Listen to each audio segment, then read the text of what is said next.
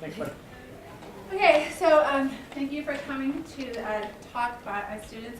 This is Jessica and Claire. Both of them were in my plant ecology class last semester, and we did a research project on the effects of Piñon Pine dwarf mistletoe on the host, which is the Piñon Pine, last semester. And so they're going to present the results here. Thank you.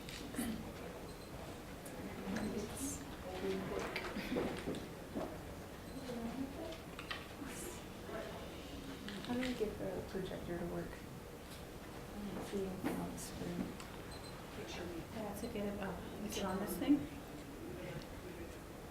Press the picture me button on the console. On the podium.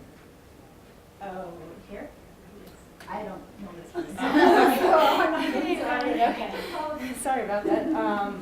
My name is Claire Kanagy, and we're going to present the effects of Arceuthobium divaricatum, which is a mistletoe, on Pinus edulis, which is more commonly known as the Piñon Pine.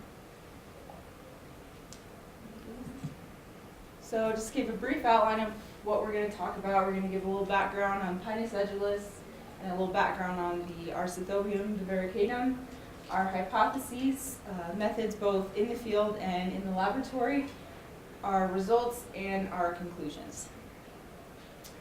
Okay, so for the background, Pinus edulis is also known as Piñon Pine. It is in the family Pinophyta, which is also known as Coniferophyta. It's dominant over very large areas of land. It's very, I'm sorry, thank you. It is also a monoecious plant, and when pollinated, monoecious meaning it has female and male reproductive organs on the same plant. It has leaves that are dark green.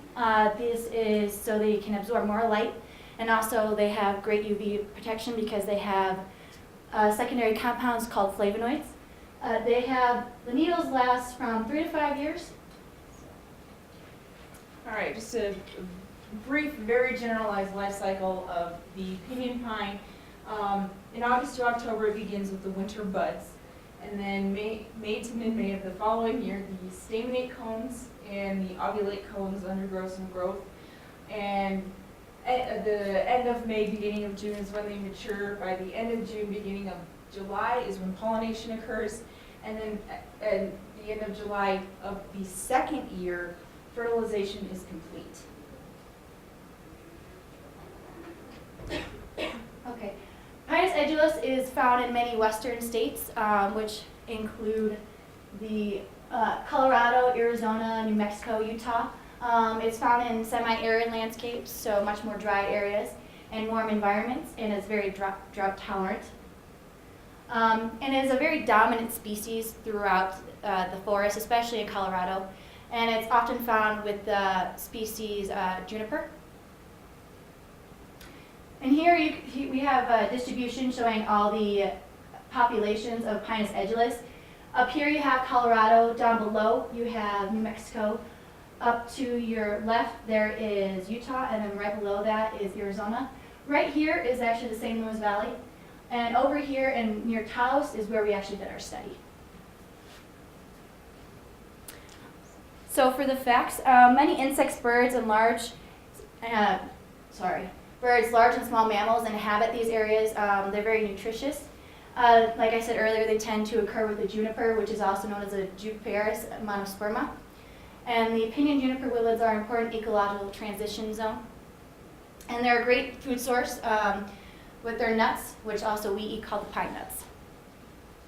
All right, switching gears a little bit, going to give you some background information on the mistletoe. It's in the genus Arceuthobium. There are 42 species of Arceuthobium worldwide. 42 species of mistletoe worldwide. 19 are in the genus Arceuthobium.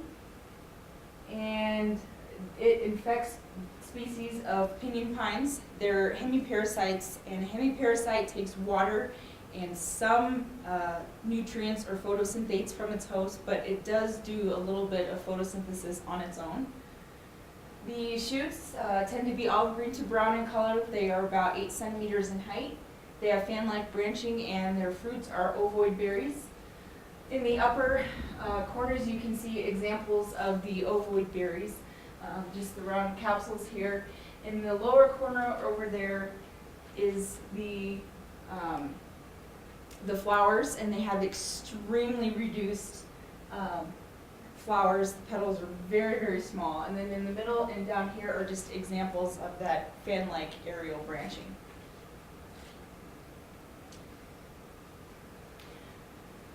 Like we said earlier, the Arceuthobium is found in Arizona, Colorado, California, New Mexico, Nevada, Texas, and Utah. So basically most of the southwestern parts of the United States.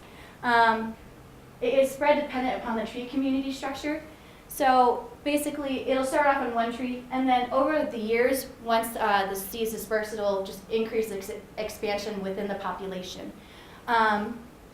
And this is a dioecious angiosperm because it is a flowering plant, and that means it has separate male and female reproductive organs on separate plants.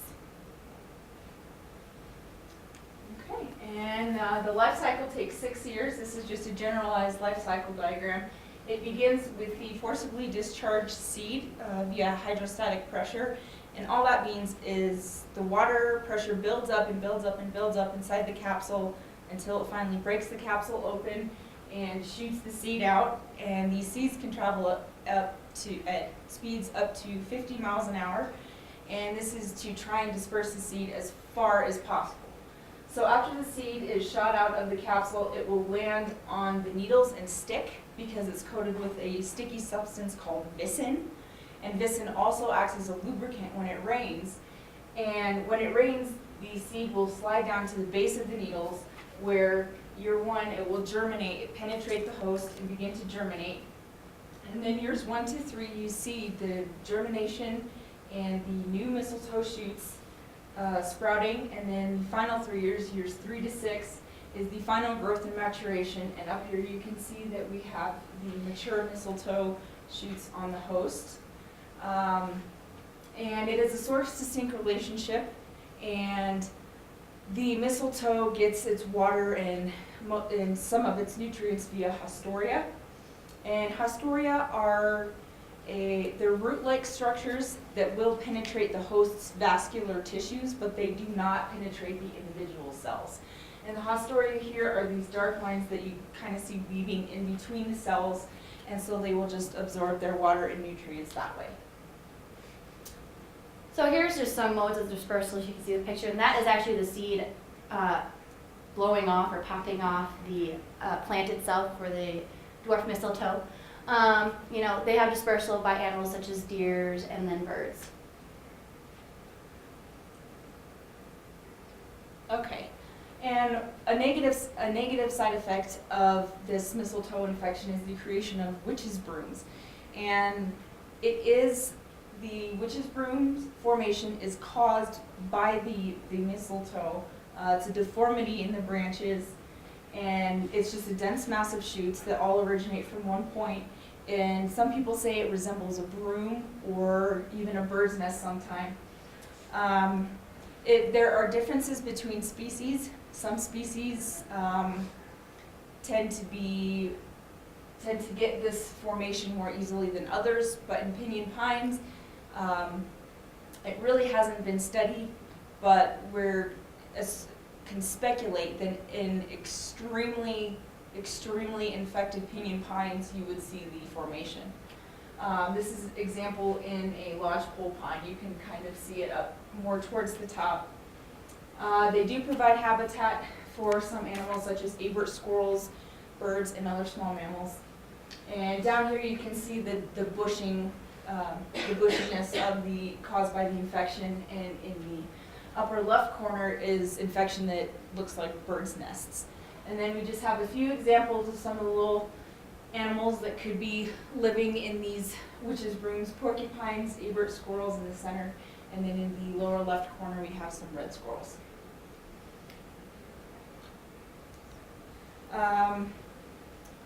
Some ecological effects: it will affect the canopy structure by decreasing the biomass overall, and it can alter the community structure.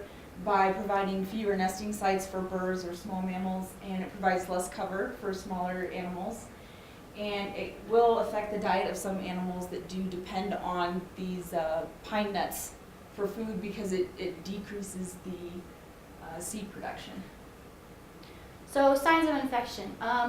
About a year or so after being infected, the tree will start to swell, and then about 2 years after that, you'll start to see shoots coming out of the tree branches. And then following that, about another 2 to 3 years, that's when you'll start to see the formation of the berries and the flowers. And then also, along with this, there is a lot of needle discoloration, and that's how you can spot a site of infection. So for our hypotheses, we said for the needle length, there would be different lengths in between the unaffected and infected trees. Thus, the infected trees would have much shorter needle lengths than unaffected. Tree rings, we propose that the rings would be much smaller in the infected trees. And the pH, we're not sure exactly what we were going to see, but we expected to see some sort of change in the pH, either go higher or lower. And then we said just for the cones that simply it would just produce fewer cones due to allocation of energy. All right, so for our methods, there were 2 parts. First, we had to go out and collect samples. So for the field methods, just to orient you a little bit, this is a general map of the United States. Here's New Mexico. And then down there is a blow-up of New Mexico. And down here is just the more general, trying to be a little more specific to the area to where we went, as indicated by the red star. So we went to the foothills outside of Taos, New Mexico. And for the needles, we collected sprigs from 30 infected trees and 30 uninfected trees. We collected 5 sprigs per tree, and we tried to take them from the end of the branches just to try to keep a little consistency in our samples. And we also took cores from 32 trees. We bored 8 centimeters into the tree, and we took 16 cores from infected trees and then 16 uninfected cores. And for the bark pH, we took a 2 centimeter square section of bark from 30 uninfected trees and 30 infected trees. And finally, for the cones, we counted the number of cones that were present in the tree at the time we were there. Again, 30 infected and 30 uninfected trees. The tree diameter was also measured. We did this to normalize for age because the older trees could have the potential to produce more cones than younger trees. And we collected this, did all of this at the end of the reproductive season. So all of the cones were open. There were no seeds in the cones when we went out. So for the methods, when we looked at the needles, we measured the length, and then for each sprig, which was 5 needles per sprig, and then averaged that length for a total of 25 measurements per tree. Then we calculated like I said, the average length for each needle, and then performed a t-test to measure the significance and look at the difference in the measurements between the infected and uninfected trees. For the tree cores, we used sandpaper and scrubbed off the exteriormost 2 centimeters of the cores to look at the rings through a dissecting microscope, and then from there we counted the number of rings that we could decipher. And again, we did a t-test to measure the significance between the infected and uninfected. And then we did the bark. We had very small pieces that we ground up together, and we placed these pieces in sterilized water at the temperature of 85 to 90 degrees Celsius, and then we allowed it to cool for 1 hour. Then we used a digital pH meter in a lab and then measured the pH of all the samples. And again, we did a t-test to see the difference in the significance. Okay, so for our results, this is for the needles. You can see from the uninfected trees did have slightly longer needle lengths than the infected trees. And our t-test results indicated that there was a significant difference between needle lengths from infected and uninfected trees. And this is just a graph. You will see that there is a difference, and it is significant, although it does show just the small difference in needle length. In some other studies that have been done, for example, more specifically in red and white spruce, which was a study done by Logan, Reblin, and Tissue in 2005, they found that the needles in those trees tended to be substantially smaller in the infected trees versus the uninfected trees. And for the tree cores, you can see there's a difference in the number of rings. However, the t-test results indicated that it was not a significant difference. For the bark pH, the bark from infected trees was slightly more acidic than the bark from the uninfected trees, and this was not significant, but we did notice a general overall trend with the in the infected trees, with the needles being shorter, the bark being more acidic. And then the cone number totals, there were on average more cones in the infected trees than in the uninfected trees, but again, there was no significant difference. So for the conclusions, for the needles, we failed to disprove our hypothesis, so needles from infected trees were shorter than the uninfected trees. A lot of this had to do with the allocation of energy. The mistletoe itself will act as a sink source, so because of that, we think it's possible that it sends out hormones to the rest of the tree and saying, okay, hey, I need some water, I need some nutrients, send me some photosynthetates, which would actually happen in a cone. So basically, it's acting as a cone would. We found that there's a decreased energy to uninfected branches, so because of that, basically, the dwarf mistletoe was just taking everything it could and being very greedy. And they found that a lot of this had to do with, there was a decrease in nitrogen and carbon, and because of this, this resulted in the smaller needles, and this was also found in similar experiments that Claire had just previously mentioned. So overall, there was a reduced needle size, and part of this was because of the inhibition of cell expansion via reduced turgor pressure, and there's reduced turgor pressure in the xylem and phloem because of the fact that the tree was water stressed and dehydrated. Because of that, it didn't have as much force behind it to push that water through the rest of the tree. And for the tree core, we found that the annual growth was not significantly affected by the mistletoe, so we didn't find a big difference between that. However, as previously said, there was a difference with the needle growth. And an experiment that I think we should look at would be to measure the tree cores closer to the area of infection to see if possibly it had any effect on the rings closer to the spot of infection than at the base of the tree. All right, for the bark pH, there appears to be a significant difference. It may be due to the fact that the mistletoe changes the pH because it grows better on a more acidic bark, or the seeds could germinate better on more acidic bark. And a recent paper by Collins and Hanley in 2010 found that changes in the soil microbial communities were correlated with mistletoe infection in other species of trees. And so now, you know, the question is, well, if this is happening in other trees in Piñon Pine, is it the mistletoe affecting the tree above ground as well as below ground? And then for the cones, the production appears to decrease with the infection, but again, there was not a significance. And a further independent study by one of our colleagues last semester, she looked specifically at the cones, the size and weight for each tree, and she found that the production of cones was not significant, but the cone size was significant depending on if the tree was infected or uninfected. And this is the group that did all the work, not just us two, Joseph, myself, Georgia, Tracy, Krista, and then Jess.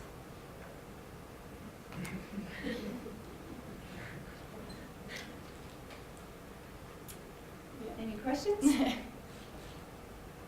So from your map, it looks like it's fairly widespread. You just lose the trees and have to cut the trees to get rid of the problem, or how does that affect? Yeah, that's part of it. Well, you can take the infection off itself and see if that works, but a lot of the time the infection is still within the tree, so it will come back. And it actually depends on the mistletoe type itself. The mistletoe that we studied doesn't kill the tree unless it's severely infected. So it could be on a tree for hundreds of years. not really kill it, but it depends on the severity of the infection. And all those areas we showed on the map weren't all infected because actually in the St. Louis Valley we couldn't find any place of infection, so that's why we had to go down to New Mexico. Right, that was just the general distribution, general area of where you could find Piñon Pine, and then this mistletoe as well.